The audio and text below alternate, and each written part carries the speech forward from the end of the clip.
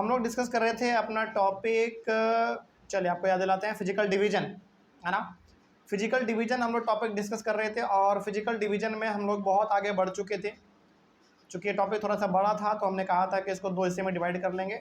Northern Indian plains तक हम लोग डिस्कस कर चुके थे और अभी हम लोग डिस्कस कर लेंगे द ग्रेट इंडियन डेजर्ट, और उसके बाद का भी सारा टॉपिक है उसको भी हम लोग यहाँ पे डिस्कस कर लेंगे और इसको हम लोग ख़त्म कर लेंगे। ठीक है, चलिए शुरू करते हैं। सबसे पहला टॉपिक है इसमें ग्रेट इंडियन डेजर्ट। बस बेसिकली इसमें डेजर्ट के बारे में बात करेंगे हम लोग। इसमें लिखा हुआ है कि it lies to the western part of India. India में सबसे ज़्यादा डेजर्ट किधर है? वेस्ट में है, मतलब कि राजस्थान साइड है ना, वहाँ पे डेजर्ट बहुत ज़्यादा है। आगे, it is hot dry and Sandy stretch of land. जहाँ पे डेजर्ट होता है वहाँ पे अधिकतर गर्मी ही रहता है, पूरा ज़मीन सूखा हुआ रहता है और बहुत ही बालू वाला इलाका रहता है, सैंडी टाइप, मतलब बालू जैसा इलाका। समझ में आ रही है बात? It has very little vegetation. यहाँ पे पेड़ पौधे बहुत ही कम होते हैं, क्योंकि देखो पेड़ पौधा अक्सर होता कहाँ पे? मिट्टी पे, बालू पे जल्दी होता नहीं है। तो बालू वाला इलाका है पूरा का पूरा राजस्थान। मतलब जैसे, अच्छा एक बात ना यहाँ पे हम आपको और बताना चाहेंगे, जैसे लोग राजस्थान के बारे में बात करते हैं वैसे लोग समझते हैं कि पूरा का पूरा डेजर्ट वाला इलाका होगा। नहीं, गलत बात है। राजस्थान में पूरा डेजर्ट नहीं है। राजस्थान का एक इलाका ऐसा है जहाँ पे डेजर्ट है, लेकिन पूरा राजस्थान डेजर्ट नहीं है। समझिएगा इस बात को। हम भी जब पहली बार सब सुनते थे ना राजस्थान, तो मेरे दिमाग में ख्याल आता था कि राजस्थान मतलब डेजर्ट वाला इलाका, लेकिन गलत बात है। वहाँ पे पूरा डेजर्ट नहीं है, लेकिन हाँ कुछ हिस्सा उसका है जो कि डेजर्ट वाला इलाका वहाँ पे है। तो ध्यान रखेंगे कि इंडिया में डेजर्ट सबसे ज़्यादा कहाँ पे है? वेस्ट में है, और वेस्ट मतलब राजस्थान साइड में है। ठीक है, और वो बहुत ही गर्म वाला जगह है, बहुत ही सूखा जगह है और बहुत ही वहाँ पे बालू है। और चूँकि बालू है तो वहाँ पर ज़्यादा पेड़ पौधे भी देखने को नहीं मिलेंगे आपको। ठीक है, ये हो गया डेजर्ट के बारे में। अगला टॉपिक है पेनिनसुलर प्लेट्यू।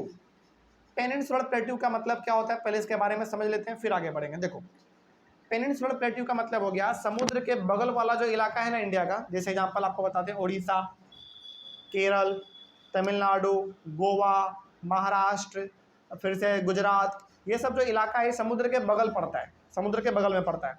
इस समुद्र के बगल वाला जो इलाका है, ये सब मतलब जो सब स्टेट है, समुद्र के बगल में यदि बड़े बड़े पहाड़ हैं, उसी को हम लोग कहते हैं पेनिनसुलर प्लेट्यू। सिंपल सा आप ये ध्यान रखना कि जो जगह समुद्र के बगल पड़ रहा है और यदि समुद्र के बगल वाले जगह पर पहाड़ है, प्लेट्यू टाइप, ऊपर से फ्लैट वाला जमीन जैसे यदि कुछ है पहाड़ के ऊपर, मतलब कि पहाड़ है बेसिकली, ऐसे समझ लो, उसी को हम लोग कहते हैं पेनिनसुलर प्लेट्यू, सिंपल सी। ठीक है, आगे, it lies in the south of northern plains.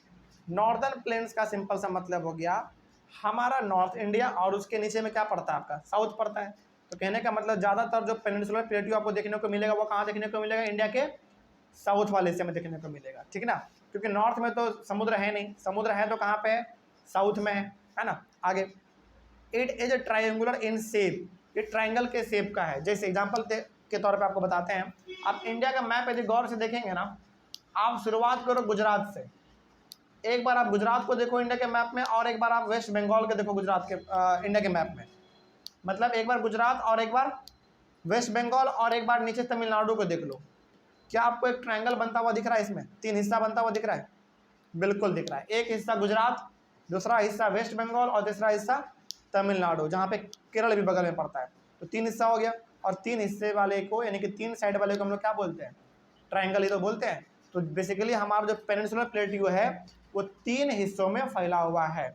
ठीक है, गुजरात से लेकर वेस्ट बंगाल और वेस्ट बंगाल से लेकर तमिलनाडु तक हमारा पूरा का पूरा पेनिनसुलर प्लेट्यू फैला हुआ है। इसके बगल में ही समुद्र है, और समुद्र के बगल में जो पहाड़ है उसी को हम लोग कहते हैं पेनिनसुलर प्लेट्यू।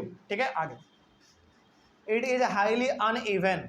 हाईली अनइवन का मतलब है कि कहीं पर प्लेट्यू बहुत ज़्यादा है, कहीं पर बहुत कम है, कहीं पर बहुत ज़्यादा है, कहीं पर कम है ना। इस बात को भी आप ध्यान में रखेंगे। ठीक है, और प्लेट्यू का मतलब यहाँ पे सिंपल सा है कि होंगे पहाड़ जैसे, लेकिन ऊपर में वो कैसा होगा? पूरा फ्लैट होगा, पूरा एकदम बराबर लेवल में होगा, उसी को हम लोग कहते हैं plateau.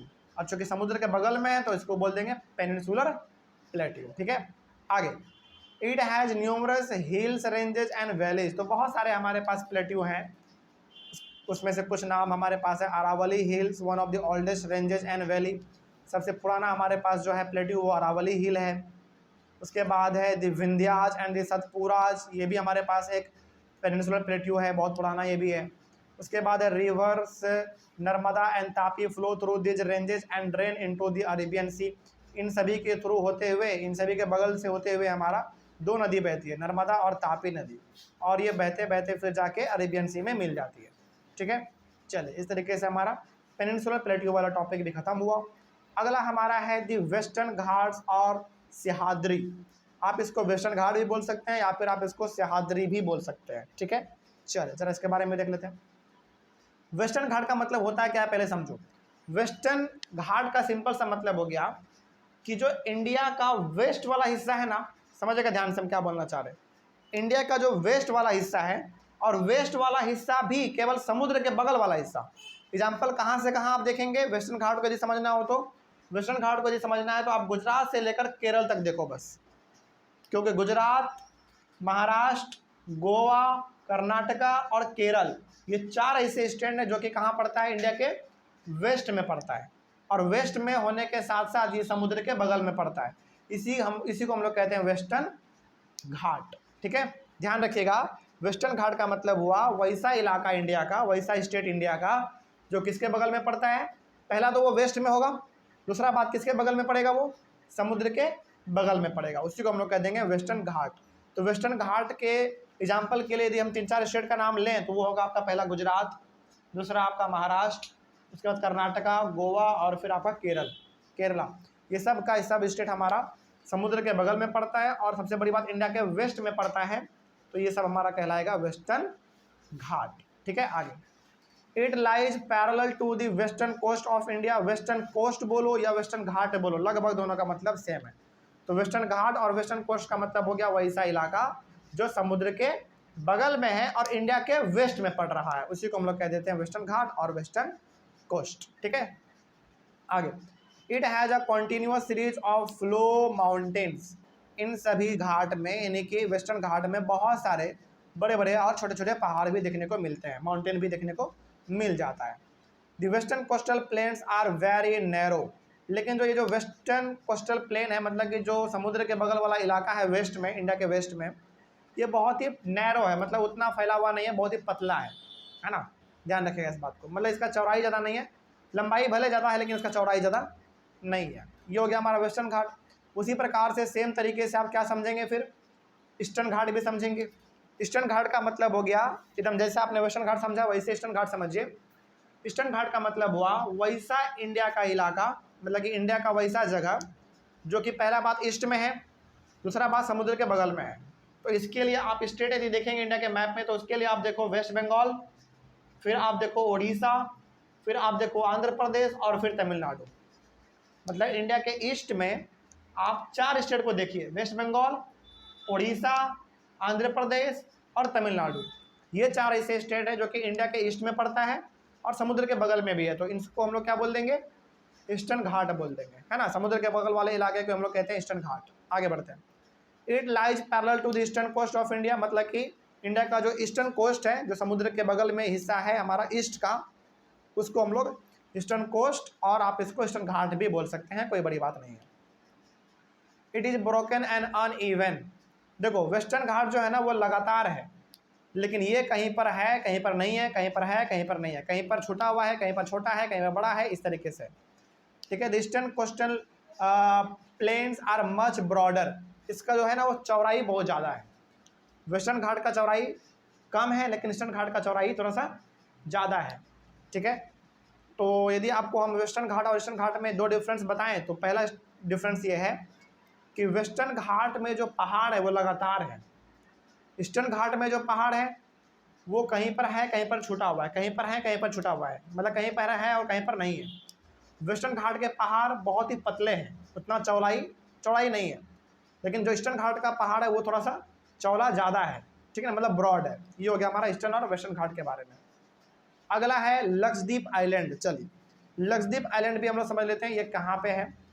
It is located in the Arabian sea. ये अरेबियन सी में पड़ता है। देखो ध्यान रखना, ये भले ही अरेबियन सी में पड़ रहा है लक्षद्वीप आइलैंड, लेकिन ये आइलैंड है किसका, इंडिया का। ठीक है, इस बात को आप ध्यान में रखेंगे।